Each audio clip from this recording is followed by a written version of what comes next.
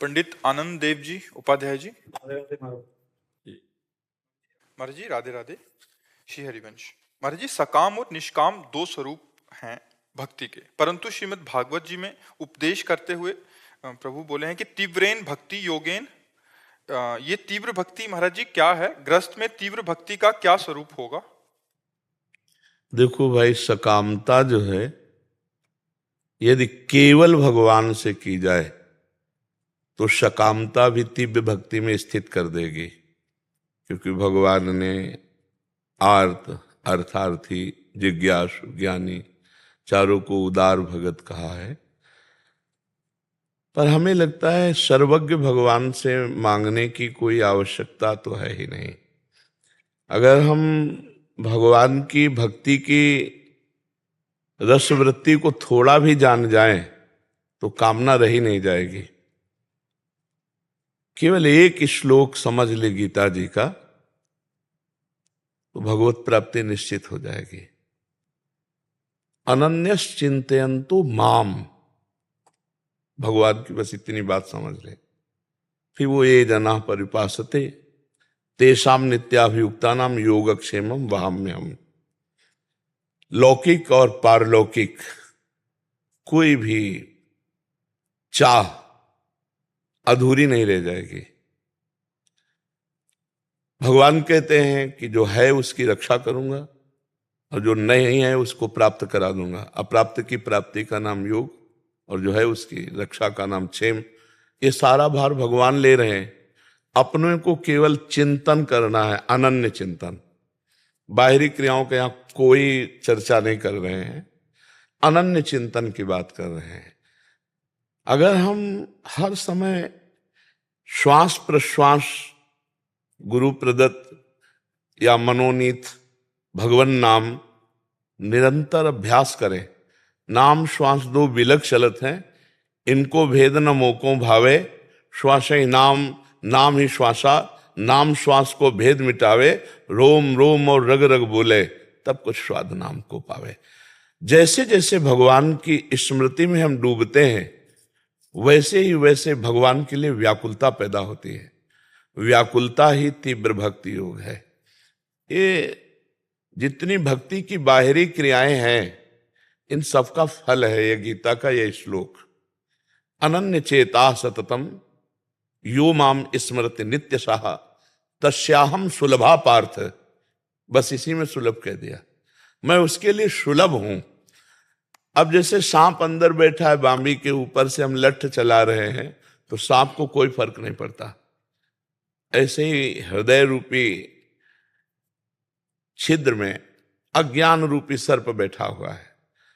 अब बाहर से हम भगवान की भक्ति के जो लक्षण है वो कर रहे हैं, वो अंदर से सकामता है, अंदर से व्यक्तियों के प्रति राग और द्वेष है, भगवत भावना नहीं।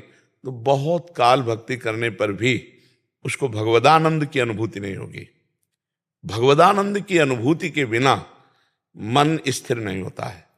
और जब तक मन चलायमान है तो साधक होते हुए भी वो असाधना के कार्य करता रहेगा। पक्की बात हमारी समझ लीजिए। निज सुख बिन मन होय कि थीरा। जब तक निज सुख, आत्म सुख, भगवत सुख नहीं मिलता तब तक मन शांत नहीं होता। और मन जब तक भगवत सुख में शांत नहीं होगा तो विषय में शांति खोजेगा जहां बिल्कुल नहीं है। जिसके त्याग से शांति बताई गई है उसी के भोग में वो शांति खोजेगा। तो तीव्र भक्ति योग अनन्य चिंतन, भगवान का अनन्य चिंतन। तद स्मरणेन परम व्याकुलतेति तदर्पिता अखिलाचारिता। समस्त आचरण हमारे भगवान के अनुकूल हो। श्री कृष्ण अनुकूलेन प्रतिकूलस्य वर्जनम। हम त्याग कर दें जो भगवान के प्रतिकूल हो। तस्मात् शास्त्रम प्रमाणम ते कार्याकार्यो व्यवस्थितो। जो भगवान ने शास्त्र में आज्ञा की, जो संत जनों ने विधि की, उसके अनुसार हम चले और नाम जप करें, सब ठीक हो जाएगा। निश्चित भगवत प्राप्ति हो जाएगी। अपने कर्तव्य को जो भगवत पूजा समझता है और सदैव भगवत स्मरण परायण रहता है और अधर्माचरण से दूर रहता है, उसे भगवत प्राप्ति की याचना भी नहीं करनी पड़ेगी भगवान से कि मुझे दर्शन दीजिए। भगवान समा जाएंगे। पी मूर्ति नैनन बसे तेहि रस रहाय समाए। वो हर समय भगवान में स्थित रहेगा। और बाहरी बहुत सी क्रियाएं हो रही हैं, अंदर से संबंध शरीर और शरीर संबंधियों की ममता और अहमता से युक्त है, तो बहुत काल तक बाहरी क्रियाएं करने पर भी भगवदानंद की प्राप्ति नहीं होगी, क्योंकि हृदय गुफा में अंधेरा है।